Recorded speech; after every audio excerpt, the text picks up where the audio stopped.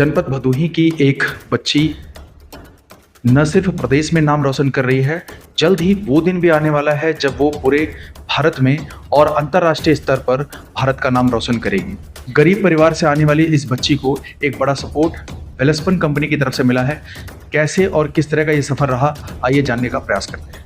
तो क्या नाम है? नमस्कार, मेरा नाम है सत्येंद्र वर्मा और मैं Welspun foundation for health and knowledge में as a assistant manager CSR काम करता हूँ। ये सर, ये जो वेलफेयर वाली आपकी जो विंग है वो अलग है और जो कंपनी है आपकी जो जल निगम के साथ काम करती है वो अलग है सर? जी एग्जैक्टली, जो कंपनी जल निगम के साथ काम करती है उसका नाम है वेलस्पन एंटरप्राइजेस लिमिटेड और मैं जिसका पार्ट हूँ उसका नाम है वेलस्पन फाउंडेशन। कंपनी जिस भी एरिया में काम करती है उन्हें उस एरिया के लिए अपने प्रॉफिट में से 2% का जो भी पैसा है वो कम्युनिटी वेलफेयर में खर्चा करना होता है।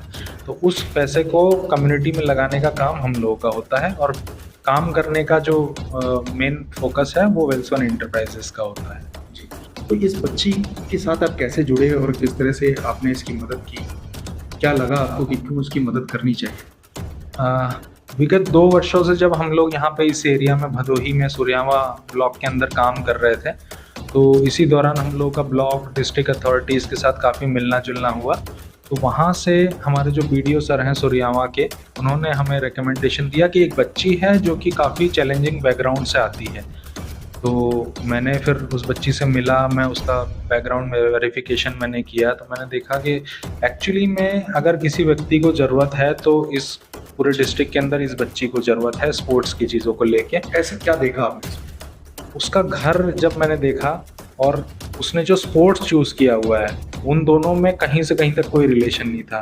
मतलब ये लॉन्ग डिस्टेंस का जो गेम है, ये इतने छोटे परिवार के अगर कोई बच्चा अपने अंदर उसको समाहित करके आगे चल रहा है कि मुझे लॉन्ग डिस्टेंस में अपना नाम रोशन करना है, अपने डिस्ट्रिक्ट का नाम रोशन करना है, तो काफ़ी एक बहुत बड़ी चीज़ हो जाती है। क्योंकि लॉन्ग डिस्टेंस आज भी मिलता नहीं जल्दी देखना, आज इंडिया में भी आप देखेंगे तो लॉन्ग डिस्टेंस में हम लोगों के पास ज़्यादा नामी गिरामी एथलीट है नहीं। ये बच्ची का सेल्फ कॉन्फिडेंस ही दिखाता था, तो मुझे लगा कि हाँ एक्चुअली में इसके पास कोई अच्छी स्किल्स है, तो उससे बेसिस पे हम लोग आगे गए। कल मैं उस बच्ची से मिलने गया था तो मैंने देखा कि जो उसकी माता जी थी उनसे मेरी बात हुई। उन्होंने कहा कि वो बच्ची पहले दौड़ती थी तो उसके पैरों में छाले पड़ जाते थे और शुरुआती दौर में इतने पैसे भी उसको नहीं मिल पाते थे, घर भी अच्छा नहीं था। पहली बार जब उसने 75,000 रुपये जीते थे तो उसने घर की दीवार बनवाई, थोड़ा सा रहने के लिए कुछ उनको एक आश्रय हुआ। और दूसरी चीज़, उसकी माँ कहते हुए भावुक हो गई कि वेलस्पन कंपनी ने 20,000 रुपये के जूते दिए। उन जूतों को पहन करके जब वो इस बार दौड़ी, इस स्टेट में गई थी वो झारखंड, आई थिंक झारखंड, वो दौड़ी, वहाँ उसके पैर में छाले नहीं पड़े। ये सुन करके आपको कैसा लगता है? मैं सबसे पहले तो उसकी माताजी को धन्यवाद देना चाहूँगा कि एक महिला होने के बाद अपनी बेटी को इस तरीके से आगे बढ़ाना, इसमें काफ़ी हिम्मत लगती है। कि पिताजी सक्षम है नहीं, हाँ, तो पिताजी मानसिक रूप से कमजोर है। करेक्ट। तो एक महिला होने के बाद अपने घर को भी संभालना और अपने बच्चों को भी इस तरह का मोटिवेशन देना कि तुम कुछ कर सकते हो जीवन में, ये कोई छोटी चीज़ नहीं। अमूमन ग्रामीण इलाकों में ये देखने को नहीं मिलता, बहुत रेयर है। यहाँ पे सबसे पहले तो जो क्रेडिट है उसकी माताजी का है, हमारा इसमें कोई क्रेडिट नहीं है। दूसरी चीज़ ये कि जब हमने साधना के साथ हम लोग जब जुड़े, तो हम जब किसी के एथलीट के साथ जुड़ते हैं तो फिर वो एथलीट की सारी जिम्मेदारी हमारी हो जाती है। अब से लेके आने वाले सालों में जब भी साधना कोई इवेंट में पार्टिसिपेट करेगी, कोई कोर्स करेगी, वो जैसे अभी एजुकेशन भी कर रही है तो उसका खर्चा भी वेलस्पन उठाएगी। वो जो कोचिंग लेगी स्पोर्ट्स की उसका खर्चा भी वेलस्पन उठाएगी।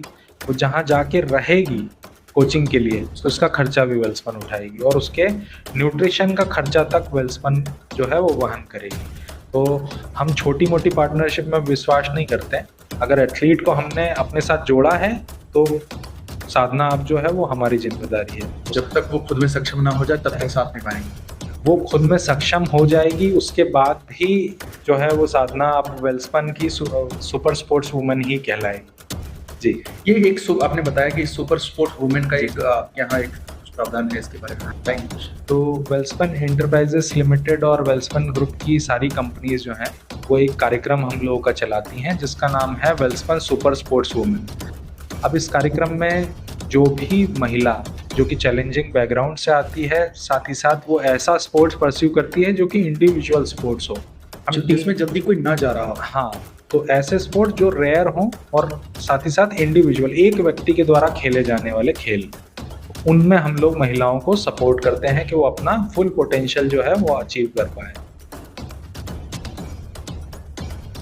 कुछ कर लेंगे। हाँ, और हम लोग ये भी कोशिश करते हैं कि जो महिलाएं हमारे साथ जुड़ रही हैं या बच्चियां हमारे साथ जुड़ रही हैं, उनको अच्छा न्यूट्रिशन मिल सके, अच्छा कोचिंग मिल सके, साथ ही साथ वो अभी जिस भी लेवल से हैं वहाँ से उनका जो है शूट आउट हम लोग शूट अप उनको करवा के और इंटरनेशनल लेवल तक पहुँचाएं और पोडियम पे उनका फिनिश करवाएं। अगर और भी बच्चे इस तरह के हों जिनमें इस तरह की प्रतिभा है, वो आपसे जुड़ना चाहें तो इस माध्यम से वो आपसे जुड़ सकते हैं।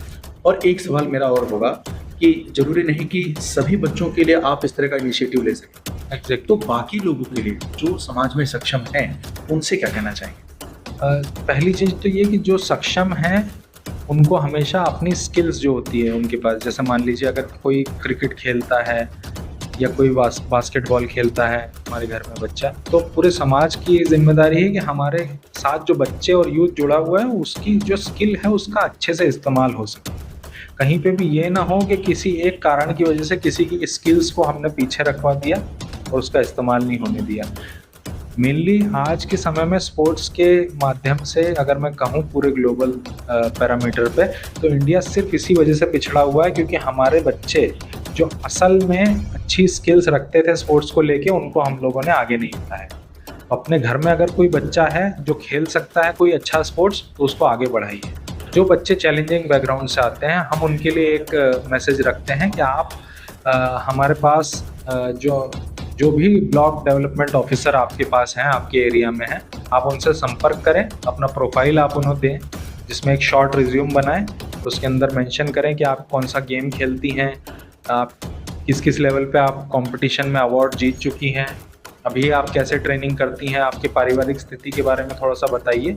अगर हमको ये कैंडिडेचर सही लगेगा तो हम आपको संपर्क करेंगे और डिस्ट्रिक्ट अथॉरिटीज़ या ब्लॉक अथॉरिटीज़ के थ्रू हमारे पास आए तो ज़्यादा बेटर है। एक सवाल और है कि आपके जुड़ने से पहले वीडियो सुधाकर दुबे जी ने जी काफ़ी ज़्यादा इनिशिएटिव लिया उस बच्ची के लिए। एग्जैक्टली लिए क्या कहना चाहिए?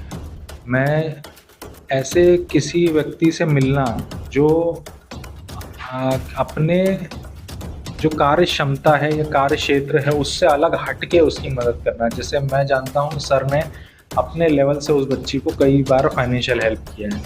जब ये मुझे पता चला तो मुझे उसी समय ट्रस्ट हो गया था कि कैंडिडेट जो है वो सही होगा, क्योंकि कोई भी व्यक्ति अपनी जेब से पैसा लगा के किसी और ऐसे व्यक्ति की मदद नहीं करेगा जो असल में स्किल ना रखता हो या उसके पास कौशल ना हो। वहाँ से ही मैं समझ गया था। और दूसरी चीज़ ये कि ऐसे व्यक्तियों को आजकल हम समाज में देख नहीं पाते हैं, दिखते ही नहीं है हमें ऐसे लोग। मैं ऑफ द कैमरा उनसे बात कर रहा था वीडियो सुधाकर दुबे जी से, तो उनकी आंखों में आंसू आ गए और उन्होंने कहा कि मेरे पास जो बच्चे हैं उसमें मैंने इस एक बच्ची को भी शामिल कर लिया है, इसको मदद मिलती रहे लेकिन मैं भी अपनी तरफ से मदद करता रहूँ। राइट, ये भी वो करते हैं, ये मैं जानता हूँ क्योंकि सर से जब मैं मिला था और ये बच्ची के बारे में हमने बात किया था, उस समय भी सर ने बताया था कि मैंने भी इसको जूते दिलवाए हैं और वो बच्ची से भी मैं बाद में बहुत सारी चीज़ें मैं पूछ चुका हूँ, तो ये बिल्कुल करेक्ट है।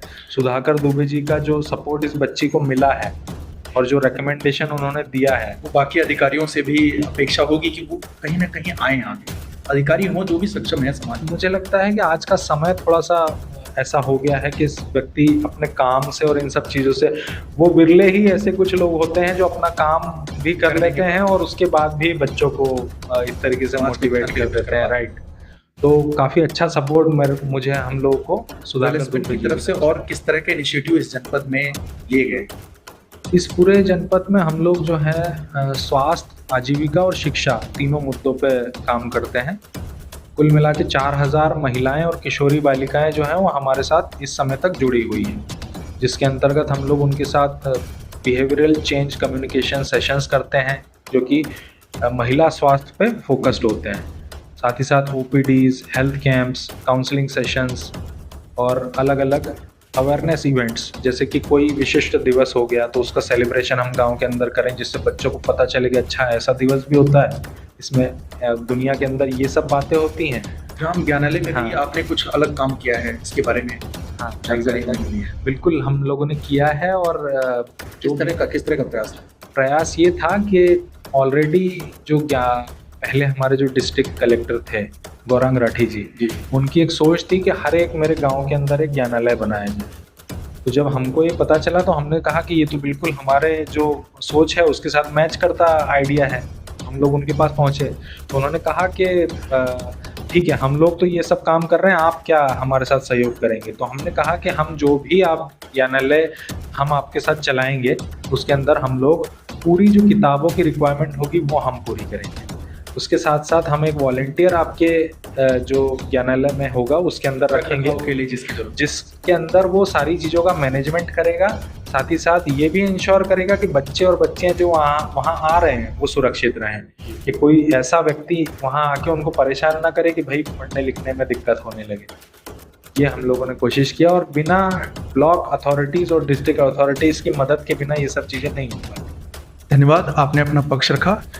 और इसी तरह से हम चाहेंगे कि जो समाज में सक्षम है, देखिए कहा जाता है कि आप तब सक्षम या तब सफल माने जाते हैं जब आप सफलता के मुकाम पर पहुंचकर जो असफल हैं उनकी मदद करें, जो ज़रूरतमंद हैं उनकी मदद करें। लाल बटन दबाकर चैनल को सब्सक्राइब करें तथा घंटी का बटन अवश्य दबाएं ताकि सभी वीडियो की जानकारी आपको मिलती रहे। अपने आसपास होने वाली घटनाओं की जानकारी के लिए आप हमें नीचे लिखे नंबरों पर संपर्क कर सकते हैं।